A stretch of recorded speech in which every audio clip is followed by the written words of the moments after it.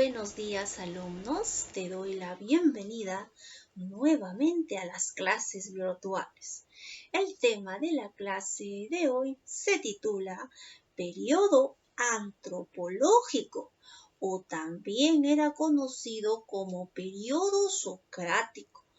Cualquiera de los dos términos son iguales, periodo antropológico o periodo socrático, que surgió en el siglo V a.C. en la gran y majestuosa Grecia de aquellos tiempos. Antes de empezar la clase, vamos a dar una recomendación.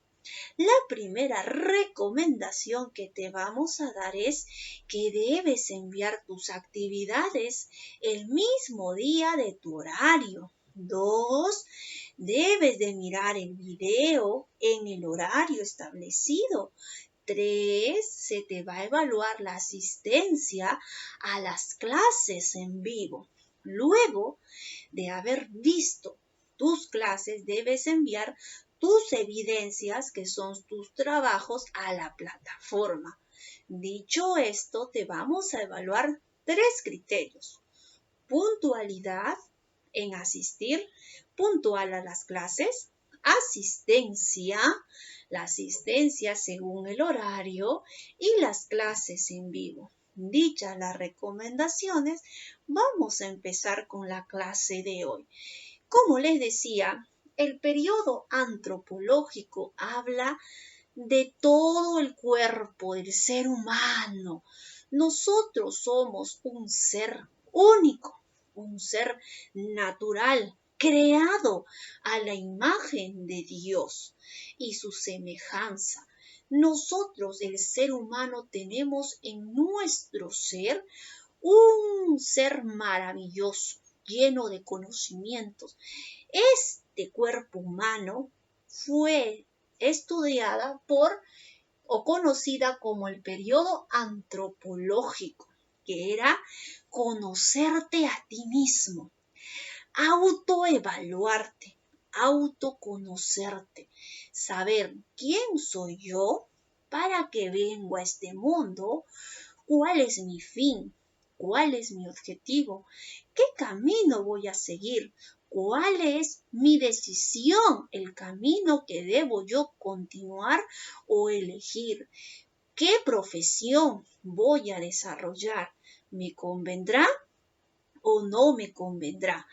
Entonces, el periodo antropológico es primero conocerme yo, autoevaluarme, autoconocerme, saber cuál es mi objetivo en esta tierra, por qué vine a este mundo, qué quiero lograr, qué quiero estudiar, qué profesión voy a desarrollar. ¿Esa profesión que he elegido me servirá para la vida? ¿Esa profesión que voy a elegir será buena? ¿Servirá a la humanidad? ¿O solamente mi profesión va a ser para ganar dinero? Si yo tengo un fin, un objetivo, me voy a conocerme. Si yo no me conozco, yo no me autoevalúo, no voy a conocer la razón. Entonces, primero es evaluarme. Y esta teoría, ¿por quién fue dicha? Fue conocida como el periodo antropológico, o también conocido como el periodo socrático, que viene de Sócrates, el filósofo griego Sócrates. Esta teoría surgió en el siglo V antes que naciera Cristo. ¿En dónde? En la ciudad de Atenas, que era la ciudad de la magnífica democracia. Ahí surgió esta teoría. ¿Quiénes eran sus representantes? Sus representantes que sustentaron este periodo se llamaba Protágoras, se llamaba Gorgias, que él conocía, él era un escéptico o también nihilista. También fue Pródigo, que fue un representante. Otro representante fue Critias. El quinto representante fue Hipias. Él decía, tenía el saber enciclopédico, era un hombre muy inteligente, era un diccionario viviente. El sexto era Antifonte, él decía el estudio del relativismo social y también igualitatorio. El séptimo se llamaba Trasimaco, él decía la justicia es la más conveniente para que el hombre sea feliz. El octavo, que es el padre del periodo antropológico, era Sócrates, que él dio un concepto acerca del alma. Un concepto acerca del alma que fue muy criticado por todos los filósofos vecinos opositores a este periodo. Bien, entonces se le va a llamar periodo antropológico ¿a qué? A la época de la Ilustración griega, que surgió en el siglo V antes que naciera Cristo. Ahí existían los sofistas. ¿Qué eran los sofistas? Los sofistas eran personas muy cultas, que eran llamados como maestros, muy inteligentes, que enseñaban la filosofía a aquellos que quisieran aprender más. Estos sofistas ganaban una remuneración, o sea, les pagaban por enseñar, porque ellos enseñaban a aquellos que tenían el deseo de aprender. Los sofistas proliferaban o hablaban sobre todo en la magnífica Atenas, que era la ciudad de Pericles, la más conocida, que era la capital de la democracia. Entonces, los sofistas eran unos sabios que cobraban una remuneración por sus diversas enseñanzas. Todo esto es el periodo antropológico o también socrático. Por ejemplo, tenemos cuál era su razón para este estudio. Todo esto decía que el alma, si uno se conoce a sí mismo, va a descubrir el secreto del alma. ¿Y dónde está el secreto del alma? La sabiduría. ¿Dónde lo encontramos? En la razón. ¿Y qué es la razón? La razón es el saber real, solo puede ser alcanzado por la razón, que es el alma, que viene de la palabra psiques. ¿Qué significa yo? El psique es yo mismo. Yo soy consciente, dice, ¿no? Yo soy una persona intelectual, soy una persona moral, que la razón es la esencia del hombre. Si yo no me conozco, yo no me valoro, no voy a conocer la sabiduría, no voy a conocer la razón, la ciencia. Entonces yo misma tengo que autoevaluarme. Luego, ¿cuál es el método de este periodo? El método es la razón, es el saber real, solo que puede ser alcanzado por la razón. Ese es el método. El método y el secreto para conocerse uno mismo es la razón. Entonces, la razón es el método que consiste en el estudio ¿de qué? De la mayéutica, de la dialéctica y de la refutación y de la ironía. Entonces, conocerme a mí mismo me va a dar a mí una experiencia de poder conocerme y también evaluar a las demás personas.